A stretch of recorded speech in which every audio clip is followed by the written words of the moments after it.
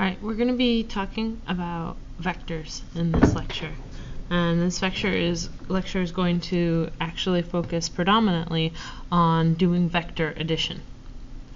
Before we can start by talking about vectors, let's talk about what we're most familiar with, and that is that we are most familiar with doing arithmetic with scalar quantities. So when I say that, I say we're familiar with adding 2 plus 2 equals 4. And that makes us comfortable. We can actually visualize, we see the logic of it, so we're comfortable with scalars. In physics and in science in general, scalar quantities include mass, time, and temperature, along with any other variable that can be described completely with a number and a unit. So an example would be 36.1 kilograms.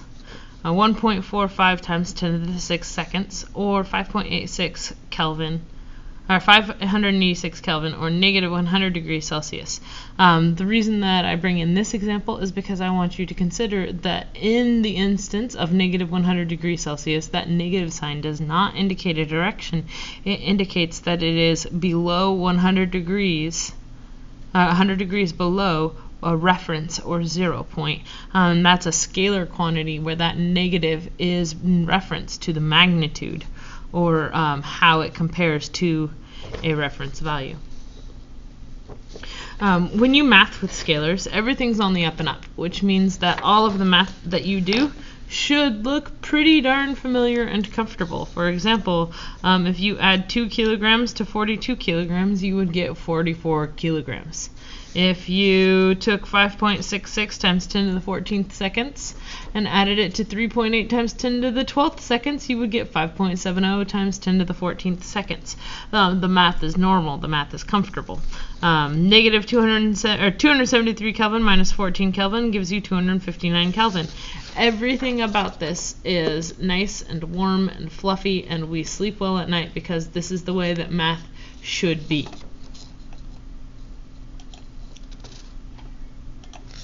So, that being said, not everything in physics and not everything in science in general can be described completely with a number and a unit. In fact, some quantities need a direction. And in instances where you need a number, a unit, and a direction to completely describe something, then you're talking about a vector. Vectors that we've already talked about are, of course, velocity and displacement. They need a number, a unit, and a direction in order to fully describe them. Also included in vector quantities are forces, acceleration, and momentum. So if we need more than a number and a unit to describe them, then some examples would be a displacement of 56.4 kilometers northwest, or 22 meters per second, 60 degrees above the horizon, 100 newtons downward, negative 26 meters per second squared.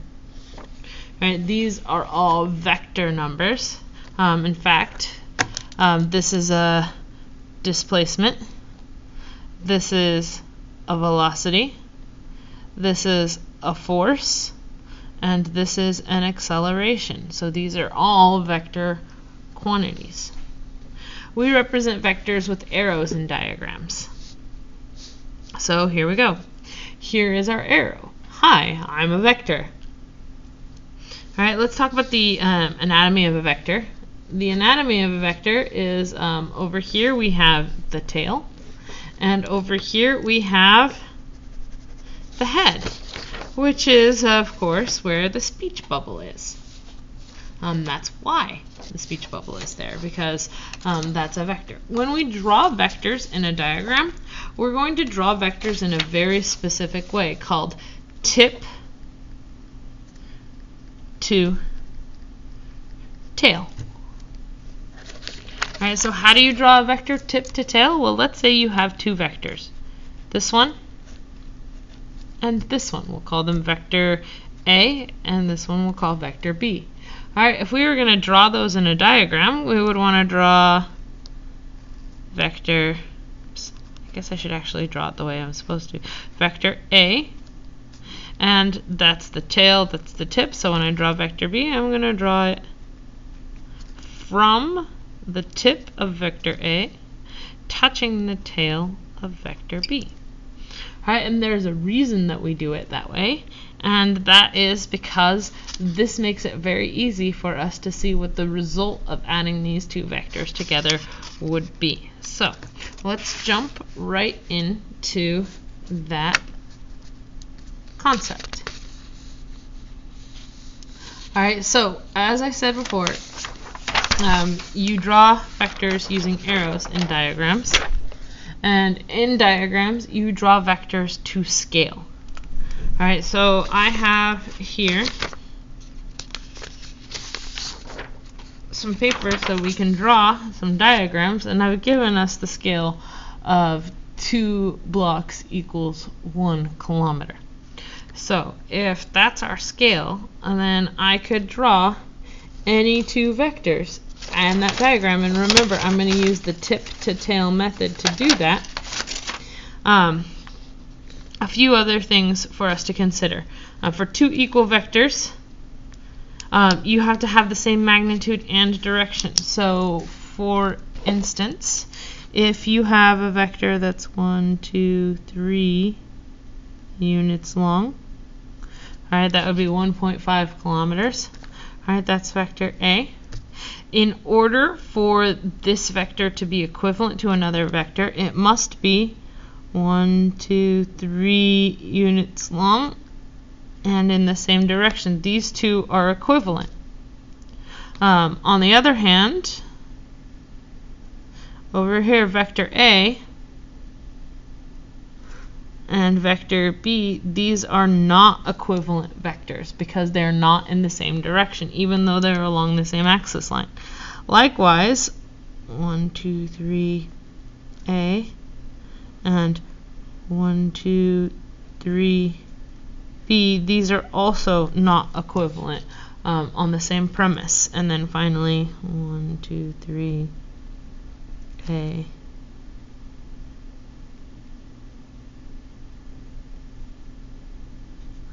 and B are also not equivalent, even though they have the same magnitude. They're not in the same direction. If they aren't in the same direction, they aren't equal. We add in a diagram by drawing tip to tail, and let's take a look at what that looks like. Alright, so if I'm going to draw tip to tail, I would draw A,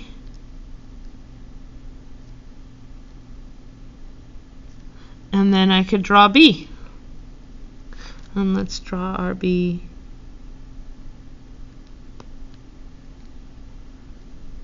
There. So the tail of B is touching the tip of A. And when we draw them in this fashion, if we added A plus B, we would get the resultant vector. Alright, so adding A plus B here would give us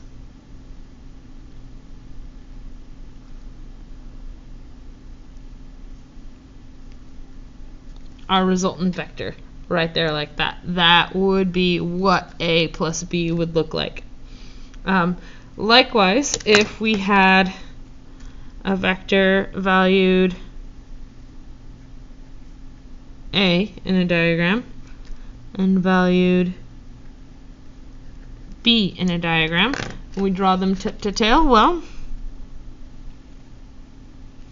this would be our resultant vector. A plus B equals our resultant vector. And then again, we could draw vector B, vector A. So A plus B would give us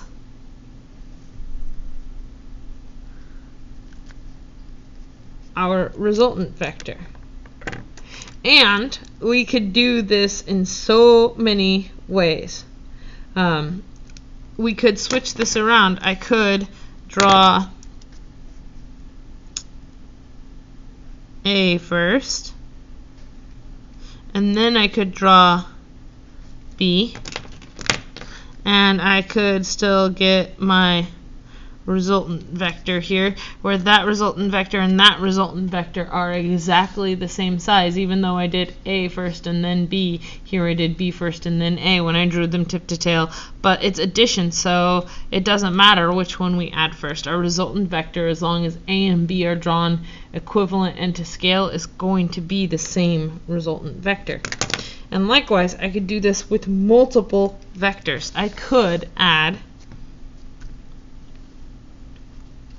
A plus B plus C plus D. Alright, that would be A plus B plus C plus D. And as long as I'm adding tip to tail to tip to tail, alright, what's left over is the resultant vector. And that's going to work in every single situation if you're drawing them to drawing a diagram with all of your vectors to scale. Right?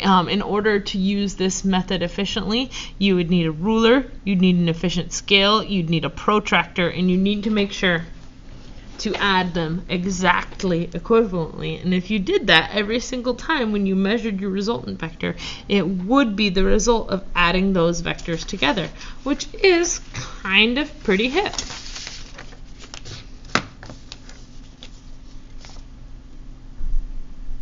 So how could you use a scale?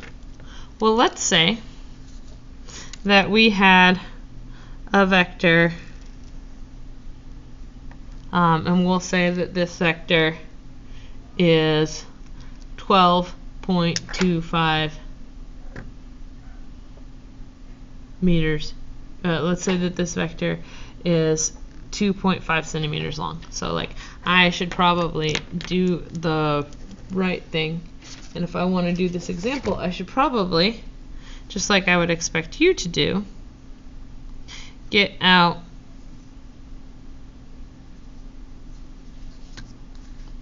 a protractor and measure a vector that was exactly 2.5 centimeters long, and we'll call this vector vector V. Right? And then let's say our scale for vector V is that 2.5 centimeters, and 1 centimeter equals 12.2 meters per second. So I want to know how many meters per second this vector is. Well, in order to solve, alright, I can switch over here, and I know since my scale is 1 centimeter equals 12.2 meters per second, and I have 2.5 centimeter long vector, right? Well, then I can use dimensional analysis, the factor label method, and I get that my vector that was drawn 2.5 centimeters long on this scale has an actual magnitude of 30.5 meters per second. So this is going to be pretty convenient anytime that you're actually drawing any vectors to scale. You can just do the tip to tail method and add vectors in components. But you're going to notice that that requires you to be incredibly meticulous, and drawing an accurate diagram for vectors isn't always going to be the most practical thing that you could do. In fact, if you had to sit there and draw every single physics problem to scale and establish a scale and draw and solve every single time, the homework would get incredibly cumbersome and miserable. So instead, you'd probably rather add vector components. So that means that you're going to take a vector of some amount. All right, let's say, for example, that you have this vector right here, vector v, with some sort of angle theta.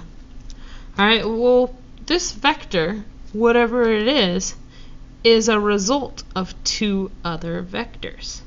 And remember that you're in control here, so you can create the axis.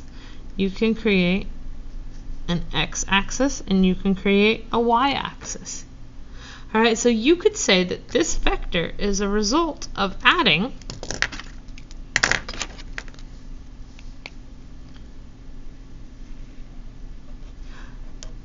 this x vector and this y vector. And that makes sense because this vector would be the sum of those two vectors using our tip-to-tail method. So we know that this is true. And we know that we're in control of our axis. So no matter how we draw this vector, we could break it down into an x and y component on that axis. So that means that this is all about resolving vectors into x and y component vectors. So here we have vector v. And we set our axis. Remember, we're in control. So we'll say that this is our y-axis.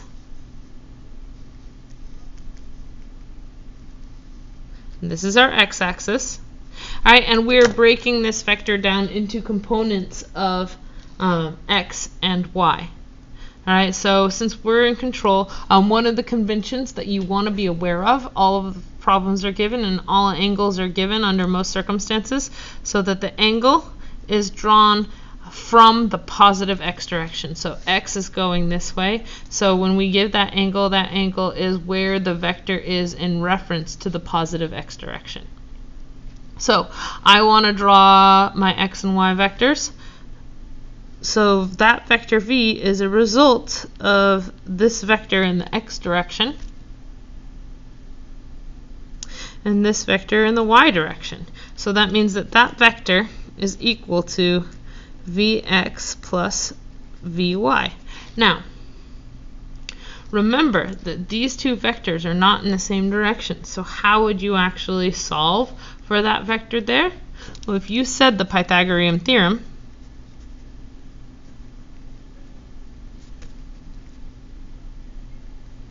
then you would be correct because you remembered from our vector lecture earlier. So that means to solve for that vector, it would be vx squared plus vy squared. And that would give you, right, the magnitude of the resultant vector v. Additionally, you're going to remember that there are some more relationships that we want to make sure that we're comfortable with. Right? And those relationships are your sine, cosine, and tangent relationships, right? Where we know that the sine of an angle is the ratio between the opposite side and the hypotenuse. The cosine of an angle is the result of the adjacent and the hypotenuse. And then the tangent of an angle is going to be equal to the opposite over the adjacent.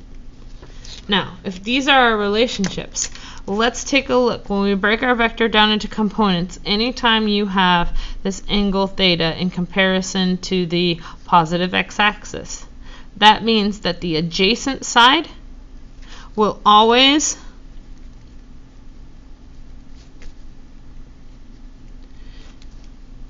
be the x component of the vector. All right, that means that the opposite side will always be the y component of the vector. So you could rewrite these equations to say, oh, and of course the hypotenuse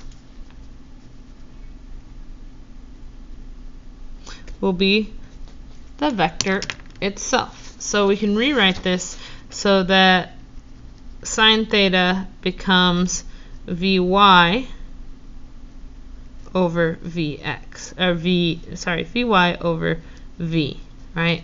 The hypotenuse, V. Cosine becomes Vx over V. And tangent becomes Vy over Vx. So how are these relationships convenient, you might ask? Well, remember, we're solving for or breaking an actual vector down into its components. So I could solve for the y component. I could solve for the x component. I can solve for the angle.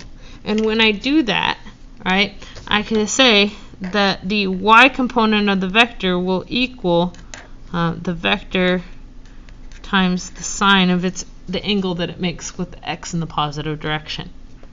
Right? And the vector in the x component direction is going to be equal to the vector times the cosine of the angle that it makes with the positive x direction.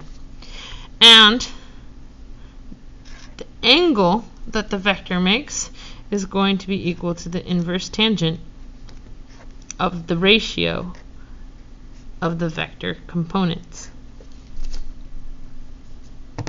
These relationships are going to allow you to break any vector whatsoever down into its x and y components, and that's going to be an incredibly convenient thing for you to be able to do. So let's take a look at how that can be done, because when it comes to this strategy, I am going to be honest, the more you practice it, the more comfortable and confident you're going to feel. You're going to need this for so much more than projectile motion. You're going to need it for everything that ever relates to forces, and everything in this class relates to forces. So be comfortable using these relationships and breaking vectors down into components. I promise you, you will not regret doing that. So let's do a practice problem where we would need to break a vector down into its components. A ball is thrown with a velocity of 22.5 meters per second at 23 degrees up from the horizon. All right, well, let's draw this vector. All right, so obviously you don't need to draw it to scale, but sometimes I find that it's just a little bit helpful. 10, 20, 1, 2, 3. When you first start out to visualize these things, all right, so we're calling this vector right here 22.5 meters per second, and we're calling this angle here theta, and we're establishing the axis. So I'm going to call the horizontal axis the x-axis, and I'm going to call the vertical axis the y-axis. And that means that by convention, that angle right there is going to be 23 degrees above the positive x direction. And we can take a look at how to solve for the vertical and horizontal components. Right, so I'm using this relationship. I'm using sine theta equals, let's see, the opposite, that would be the y component over the hypotenuse, v. Cosine theta would equal the adjacent side, which we're going to call the x component over the overall vector. And if I solve for that component, I'm going to get v times sine theta. And if I solve for this component, the x component, I'm going to get v times cosine theta. and I can plug in my variables now. All right, the original vector was 22.5 meters per second, and I'm going to multiply that by the sine of 23 degrees. And I'm going to do 22.5 meters per second times the cosine of 23 degrees. Notice that these angles are given to you with degrees, so make sure that your calculator is set to degrees, not radians. And if you're using a calculator in your math class and you're calculating in radians, and you're using a calculator in this class and you're calculating in degrees, it might be worth having separate calculators or using a different calculator to do your physics homework if you have your calculator traditionally set to radians. So now when I solve, I'm going to take the sine of 23 degrees and multiply it by the magnitude of the vector, 22.5 meters per second. And I get that the y component was 8.79 meters per second in the y direction, and that the x component was 23 degrees cosine times 22.5, which is the magnitude. I got that the x direction was 20.7 meters per second. Alright, so now I have found the vertical and the horizontal components of this vector, and I actually feel pretty comfortable with this. Now, let's take it a step further, and let's say if Vy was 12.4 meters per second and Vx was 15.4 meters per second, what is theta? Alright, so here we've got the exact same scenario, alright, where we have our x and our y-axis, but now instead of knowing the overall vector, we know what Vx is and we know what Vy is, and so we're trying to figure out, we could figure out a resultant vector, but what we really want to know is we want to know what this angle was. Well, I know the relationship between Vx and Vy is a tangential relationship, and tangent theta is going to be opposite Vy over adjacent Vx. So I can take the ratio of Vx and Vy, 12.4 meters per second over 15.4 meters per second. And from that ratio, if I take the inverse tangent of it,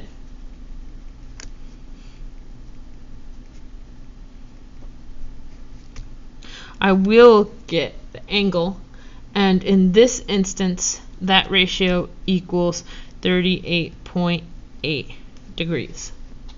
I could also find the resultant vector. The resultant vector is going to be the square root of 15.4 meters per second squared plus 12.4 meters per second squared. So in this case, the resultant vector is going to be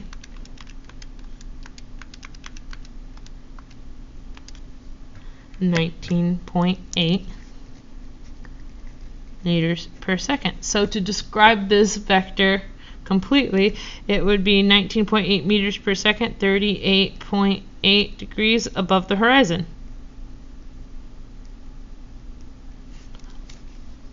Which is not too shabby. This method is going to work, and it's going to feel comfortable the more you practice it. So that being said, let's go ahead and let's do another practice problem. I happen to particularly like this one. Alright, a boat is traveling north directly across a river that is 5 kilometers across. Sorry, that was the light.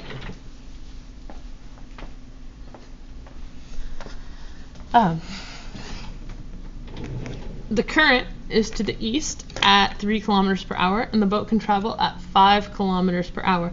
What is the resultant velocity? How far down the bank does it drift before it reaches the other side? Alright, so let's first sketch out this situation. You've got yourself a river that has a total distance across of 5.0 kilometers, and you've got a boat traveling directly north, and that vector is a velocity in the y direction, and it is 5.0 kilometers per hour. But you've got a current that's directly to the east,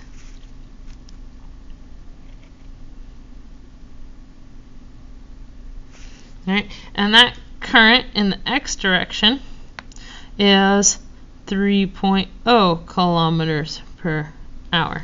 So we want to know what our resultant velocity is. So now we have, you notice that these two are perpendicular to each other, so to me it makes sense to set this as our y-axis and perpendicular to that as our x-axis. So that makes sense to me. I felt like that was an easy decision. I want to know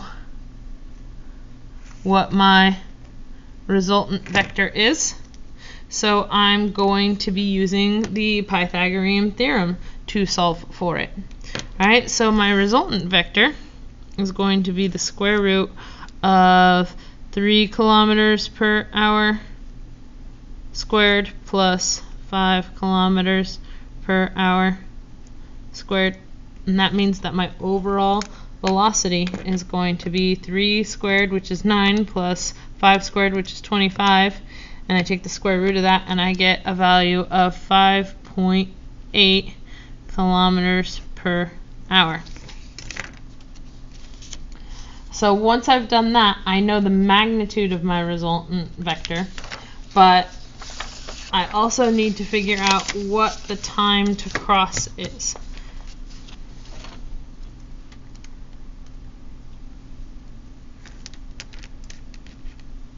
And I know that my velocity is the displacement over time. So that means that my time is going to equal my displacement over my velocity. So that's going to equal, well, oh, it's 5 kilometers across, and over velocity, which my northward velocity is 5 kilometers per hour. So that means that, oh, I'm sorry, I think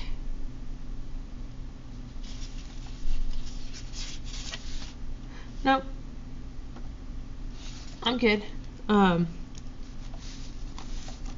So what I end up finding out is that 5 kilometer and 5 kilometer is going to equal 1.0 hour. It's going to take an hour to cross.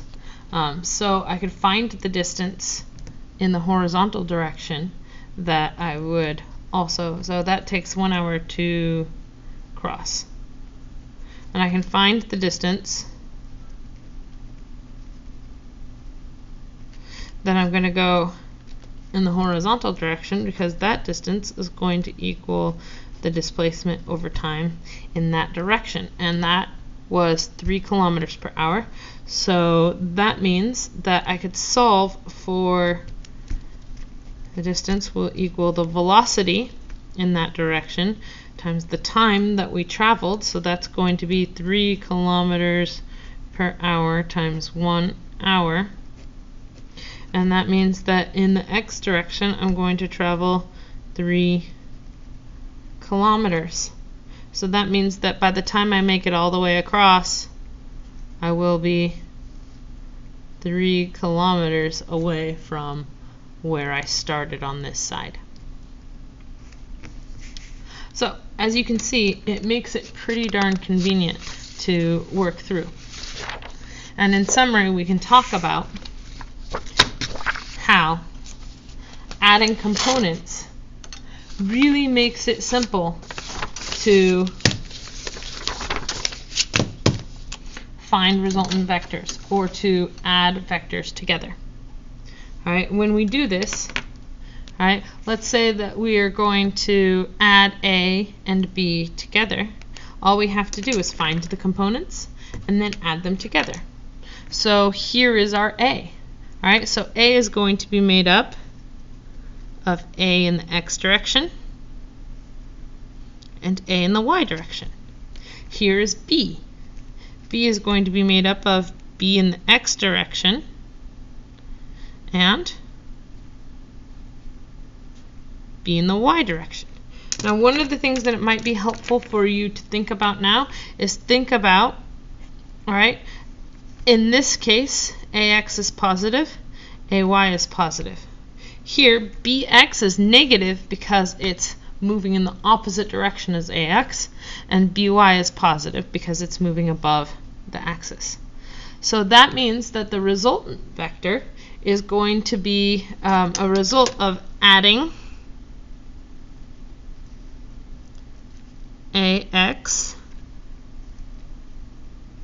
to BX, and in this case, adding AX to BX means that we subtract BX from it, which means that our resultant vectors X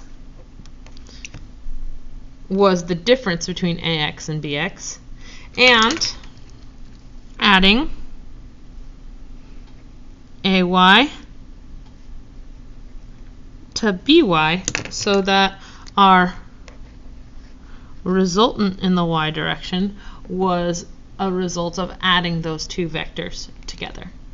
All right, and that can be done mathematically. So stay tuned. In the next video, we're going to be solving this problem. If you'd like to try it on your own before you watch the next video, go ahead and do that. The problem is you go hiking, you go 25 kilometers in a direction of 60 degrees, then you travel 15 kilometers in a direction of 135 degrees. So we're going to figure out what your resultant displacement is. Go ahead and attempt that problem, and then watch the very next video to see the total solution for it.